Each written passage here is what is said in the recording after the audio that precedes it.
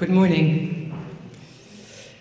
I'm an honorary member of the Club of Budapest, and I've been following the growth process. During these years, I've been following you, Professor Laszlo, with great interest, your enormous dynamic, your hard work, and I'm very happy to be with you to celebrate the coming of age with few thoughts. For the first time in history, we are witnessing a global disruption of the biological foundations of the Earth caused by human impact, because of our painful disconnection from the Earth and all that lives in, on, above, and with her. This separation has been a huge and horrible misunderstanding that had led us to destroy a great part of the Earth and her inhabitants, at the same time destroying part of ourselves with it. This self-created gap between nature and us is the result of a forgotten, simple truth, that we are part of nature. We are nature. We are made of the same material as all the beautiful forms we share with planet Earth. And I think we don't understand what we're actually doing to ourselves with disrupting the biological foundations of the Earth. If you are lucky to be able to explore nature as a child, it will at least establish an early relationship with the natural life. A child is naturally connected with everything around itself, in the way that children truly are. In the adventure of discovering the mosses, the animals, the forests, raindrops, spider webs. That affinity, that connection, many seem to have come to lose. As a result of losing our deep inner sense of connection and ease with all that surrounds us on this beautiful planet, our natural environment, our priorities have begun to shift away from deep harmony with all of life towards a disconnected way of life. We need to be aware of how the outer world devours our everyday lives.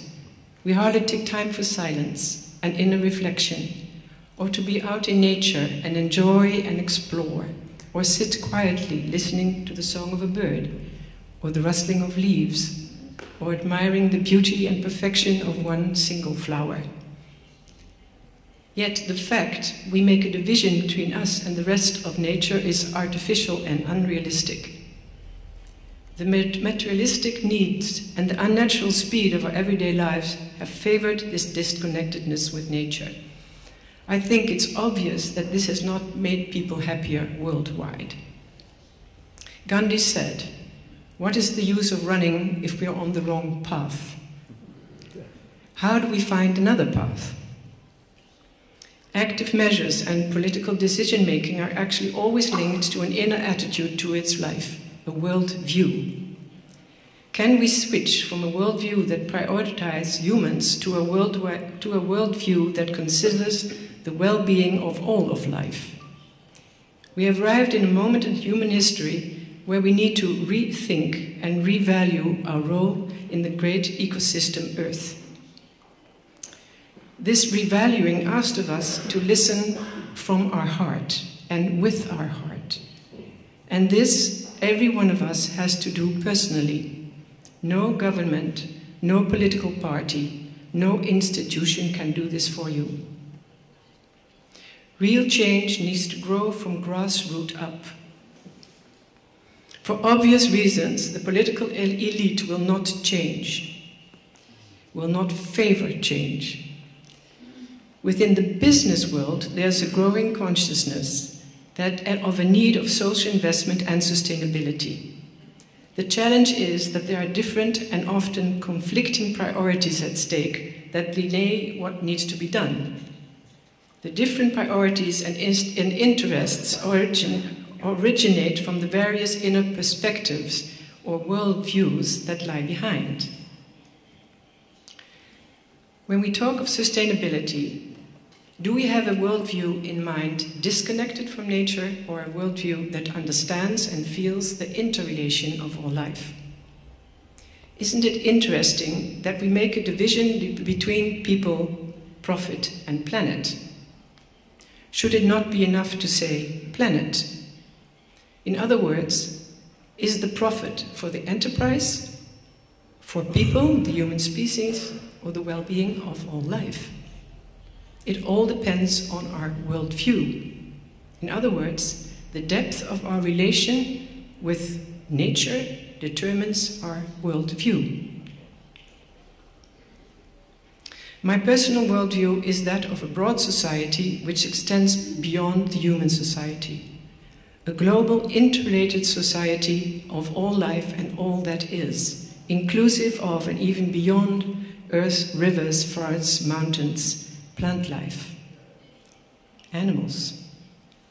Therefore, my vision of sustainability is a sustained well-being for all life and all existence. Same. We are part of this earth. Thus, the well-being of the earth and our own well-being are one and the same.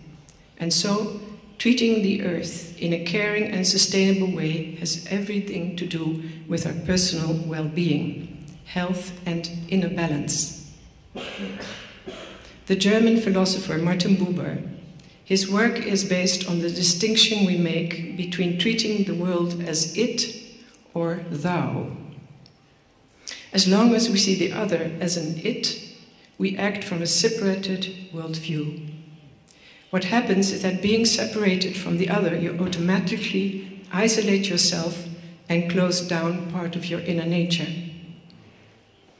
To feel connected with our environment and be conscious of this connection allows a deep connection to our own inner being, or vice versa. When connected to our own self-nature, our inner self, we are immediately connected to all that is. The wise South African Zulu, Professor Koka, once said, "I am because nature is, and because she is, I am." This is a worldview that thinks and acts from the thou. Is it realistic to take active measures and policy decisions from the illusionary perspective that we are not part of the global ecosystem Earth? This diminished connection with our environment has contributed to a deep separation, a split between humans and nature, but also a split in ourselves. Thus, we have locked up and neglected our inner nature, which is naturally connected to all life. So behind the economic, financial, climate, social, and ecological crises lies a deep human, moral, and ethical crisis that we need to consider and explore.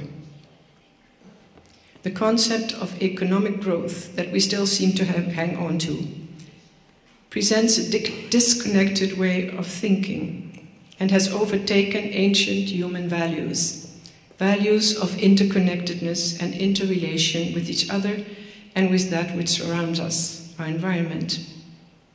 The value of interbeing. As the Vietnamese monk Thich Nhat Hanh named this so beautifully, and that many ancient philosophies carry and taught. Many young people are aware of this.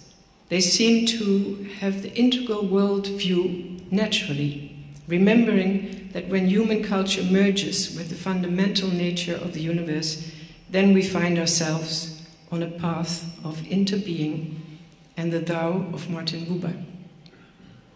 We need to understand this, feel this, and then act accordingly from that starting point. Then we act and feel as part of the greater whole, with respect for the great ecosystem Earth. Then we make our decisions in harmony with nature, based on a worldview of the greater community. Then we will act as participants of the greater system Earth. I see young people with an open mind discovering new ways of working with technology and design and circular and green economy, social entrepreneurship with finance and education, and the development of returning ecosystem. It's fantastic and hopeful. We are living in a very interesting time of change, deep change. And I'm wrong here. And yes, in this change that we are in this change of paradigm, on the one hand, we see enormous fear, deep fear of change and the human suffering, which is staggering. And on the other hand, I see a significant global shift in consciousness and in the intention of many to realize what we might call an interconnected or an interrelated civilization. Many are indeed reevaluating our role in the web of life. Many have realized that we, humankind, have in fact become a force of nature, possibly more destructive than the tsunamis and earthquakes together. The future of life in our lives, for a very large part, in our human hands. We can actually make or break life on Earth, the Earth home of all life. What is required of us humans in this time? I would like to highlight two aspects. We need to realize and accept that significantly more is needed than economic growth for the well-being of humankind. The root of ecology and economy being the same, oikos, and meaning the house, the home. In practical terms, this then means being aware that we can and need to combine economy and ecology. Thus, economy is no longer narrowly defined as meaning mere profit, but is considered to be the fundament for the well-being of all life. A home. Economy then becomes an ecological part of society as a whole, including all life forms. And that is why the business world is so crucial at this moment in transformation. We're here today because we know that we need to work towards the realization of the necessary basic needs for the survival of all life. We can do this without further exhausting the earth. We have the intelligence to develop the technological tools to do this in an ecological way, in harmony and collaboration with nature.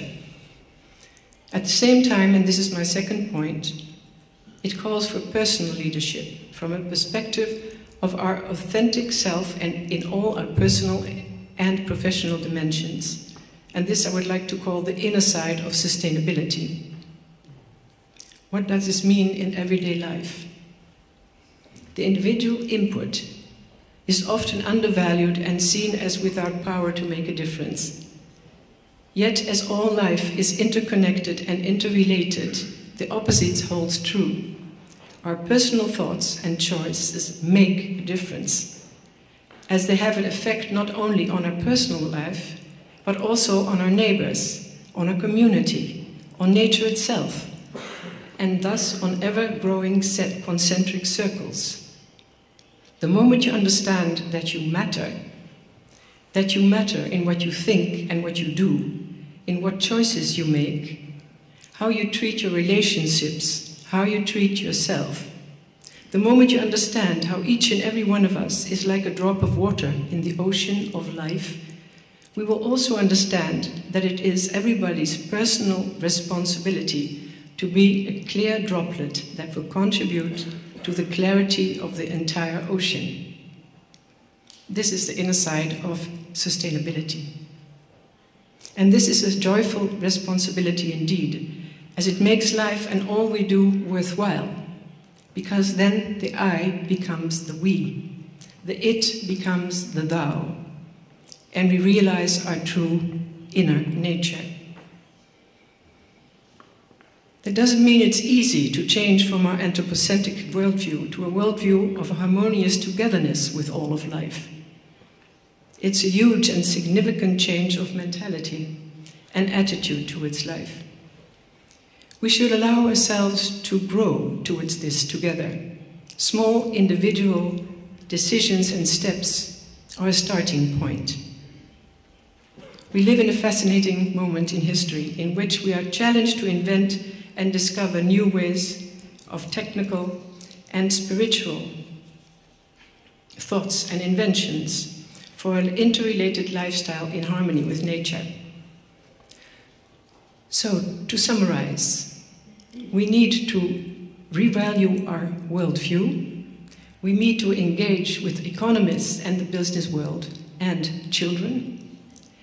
But we can only do so from our own inner sense of connection with all of life. We need to address ourselves first, to become that clear droplet in the ocean of life. I profoundly believe and know that a conscious interrelationship with all of life is the fulfillment of our human potential. Then we are in harmony with the primordial essence or life itself. We can do this all together. The thoughts and actions of every person count.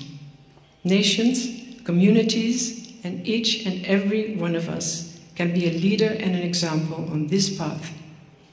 The path that says, I am because nature is, and because she is, I am. Thank you.